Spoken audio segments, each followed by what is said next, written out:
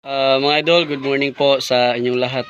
So, late na naman tayo nakapag-upload mga idol ng ating mga video. Gawa nga ng sobrang busy natin kasi nag-cording na tayo ng ating mga early bird. So, 75% na cord ko na yung early bird ko. Kaya medyo busy tayo.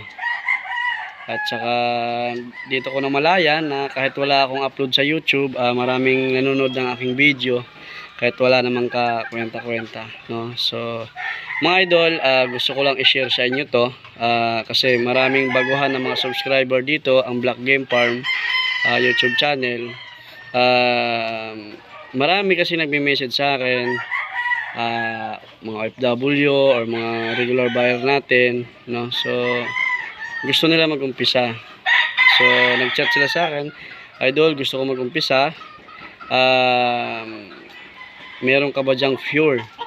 Pure Golden Boy, Purong Gilmore, Purong Boston, basta mga puro ang hinahanap niya kasi gusto niya mag-umpisa. So dito sa Black Game Farm mga idol, sa totoo lang po, dito wala pong pure. Wala pong pure na manok ang Black Game Farm, no? Lilinawin ko lang sa inyo. Wala tayong pure na manok. At then pure na bloodline, wala, no?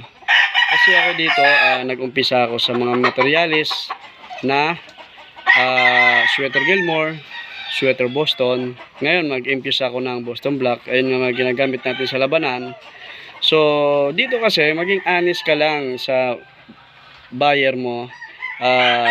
Tatangkilikin ka ng mga buyer mo at saka mga new buyer mo pa. Kasi, mahirap yung sasabihin natin na pure. Okay, pure. Kung gagamitin mo yung salitang pure para lang sa commercial, para lang mabenta yung manok mo, it's wrong. So, kasi ako dito, namimili rin ako ng breeding materials sa mga sikat na breeder dito sa Pilipinas. Doon sa mga gumigitna, doon sa mga may napatunayan na, bumibili rin ako ng breeding materials sa kanila. Minsan. Kaya nga lang, pagka nabili ko at hindi ko gustong performance, nire-release ko na lang din agad. Nilalabas ko lang din sa aking manukan, no? Kasi, kaya tayo bumili sa ibang breeder para mag-infuse, para mapalakas lalo ang manok natin. Pero kung bumili tayo para humina ang manok natin, isa hindi pwede para sa akin yun. Kasi ako dito, hindi ko sinasabi na napakalaki ng tiwala ko sa sarili ko. Pero, sa ngayon kasi marami ako nakikita na sa Facebook, sa YouTube, marami ang mga nakikita na nagbe-breed.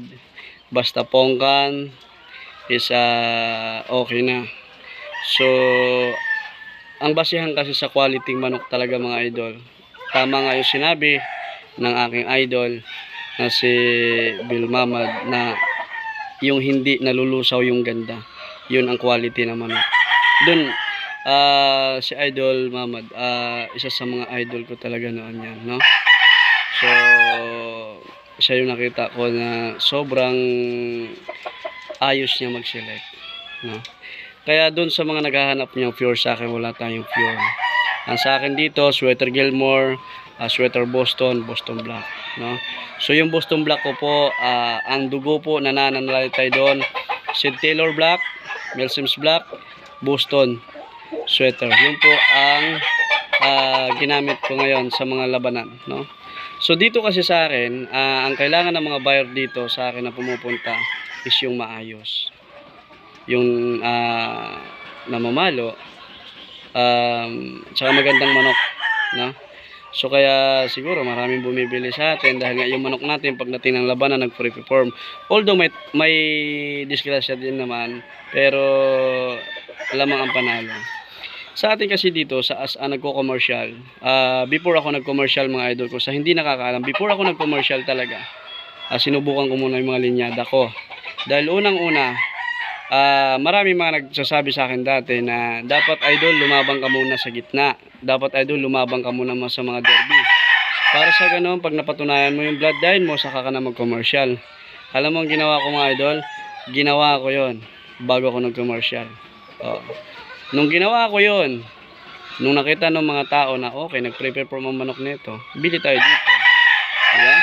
So, kaya doon sa mga nagbe-breed, like sa akin na mga backyard breeder lang, hindi ganun ka big time, huwag tayong mahiya na subukan ang mga linyada natin sa gitna.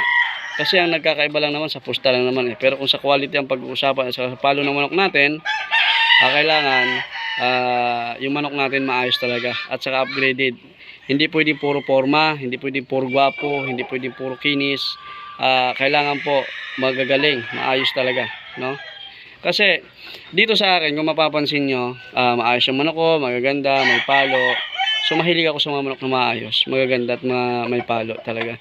Kasi yung datihan kong financer, ang gusto talaga nun is yung gwapo at saka magaling at saka nananalo.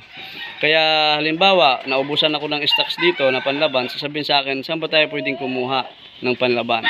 So siyempre, re-recommend ako yung financial ko dun sa mga like na nakikita ko nag-prepare ang manok sa gitna. Oo, tapos tatawagan natin yon, titingnan natin kung may manok tayo makukuha. Ako naman ang nagsiselect, ako rin naman naghahanda.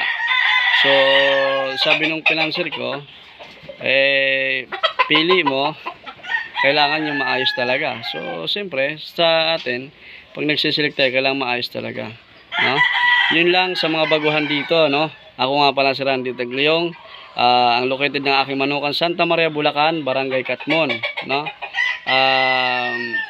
I-research nyo yung Facebook account ko, Randy Tagliong. 16k followers po, 14k followers po yun. I-check nyo muna yung background before kayo mag-chat. Pagka 14k followers, ako po yun. Tapos may cellphone number ang cover at saka yung profile, no? Yun lang. Good morning sa inyo mga idol. Maraming salamat sa mga nag-subscribe sa aking YouTube channel. Kahit walang kakwenta-kwentang vlog. Yun lang. Geng geng.